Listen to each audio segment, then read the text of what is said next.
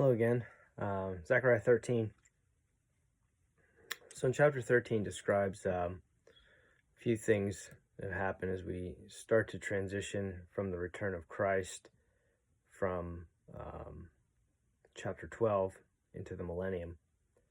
And in verse 1, we see a fountain open for sin and uncleanness. It says, "In that day there shall be a fountain open to the house of David and to the inhabitants of Jerusalem for sin and for uncleanness." What is in that day? The day that's described in chapter 12, where the burden starts that's given to Zechariah. So we could apply a spiritual fulfillment of this verse to the first coming of Christ, as he describes himself as living waters. However, the literal fulfillment occurs in the millennium, which could also be a reference to Christ, but I think it could also have a ceremonial application to actual water. And I think there are references to this fountain in Joel 3:18 and Ezekiel 47. Pretty much most of the chapter talks about the fountain, I think.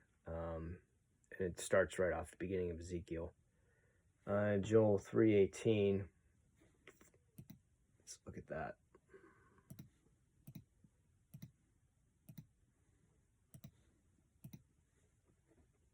And we'll get into these in more in depth in other videos.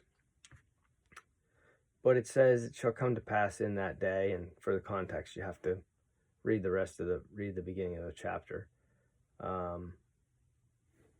For behold, in those days and in that time when I shall bring again the captivity of Judah and Jerusalem. So you have to read the chapter there. Anyway, "It shall come to pass in that day that the mountains shall drop down new wine, the hills shall flow with milk, and all the rivers of Judah shall flow with waters. And a fountain shall come forth of the house of the Lord, and shall water the valley of Shittim." And then you can also, there's a reference to this, and it describes this in more detail in Ezekiel 47. When Ezekiel is describing the temple and the things that occur relative to that. So Ezekiel 47.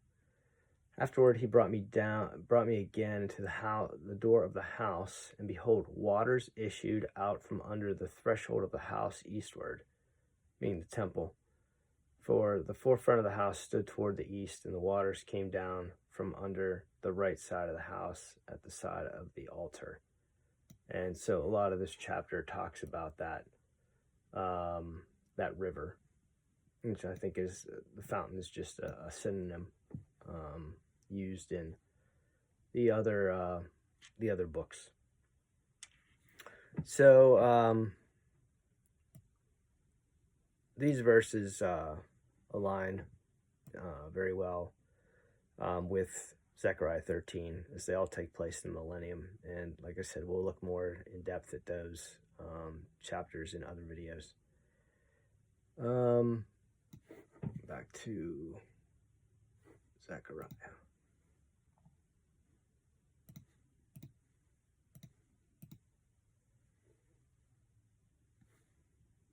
All right.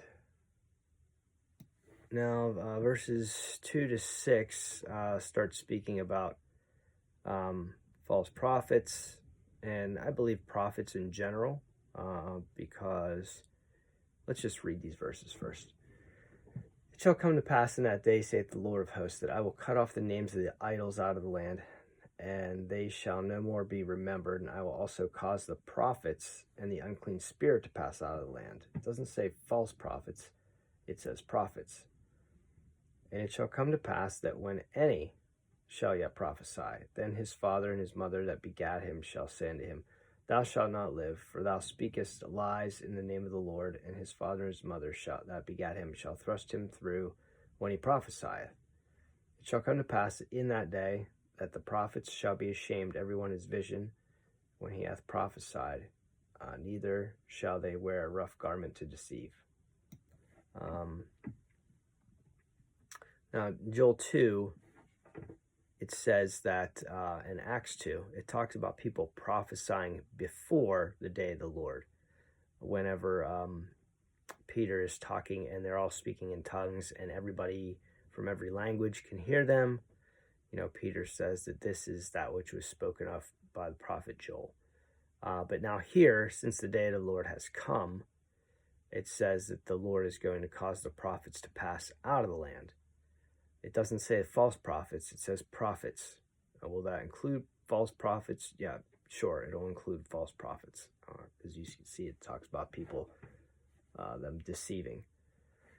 Verse 5 kind of sounds like the reverse of Amos and Elisha, where these men were farmers and God called them to be prophets. And you can read about that you can see that reference in Amos 8:14 and 1 Kings 19 near the end of the chapter, like verses 19, 21, something like that, where these men, they were farmers, and then God called them to be prophets. Amos says he was a herdsman, and then Elisha, he was like tilling the land with it was a yoke or a couple yoke of oxen, or I don't know how many yoke of oxen, but he was tilling the land, and Elijah comes by and throws the mantle on him. And then after that, he slays the oxen and cooks them on the materials that he basically, it reads that he breaks down the materials and cooks the oxen on basically the materials that the yokes and the whatever he was pushing them on. So he leaves being a farmer there and goes and follows Elisha. So there they were farmers, and then they were called into the ministry. And here we see the prophets going from being prophets and turning into farmers. It says there, verse 5, but he shall say, I am no prophet, I am an husbandman, for man taught me to keep cattle from my youth. So it seems that the prophet, goes back from being a prophet to his vocation that he grew up in. Verse 6, when you read it grammatically, refers to the person in verse 5. It says, and one shall say unto him, what are these wounds in thine hands? Then he shall answer, those with which I was wounded in the house of my friends. So when you read that grammatically, it refers to the person in verse 5. But we can see there's a potential prophetic application to Christ's second advent. And of course, verse 7 was fulfilled at Christ's first coming.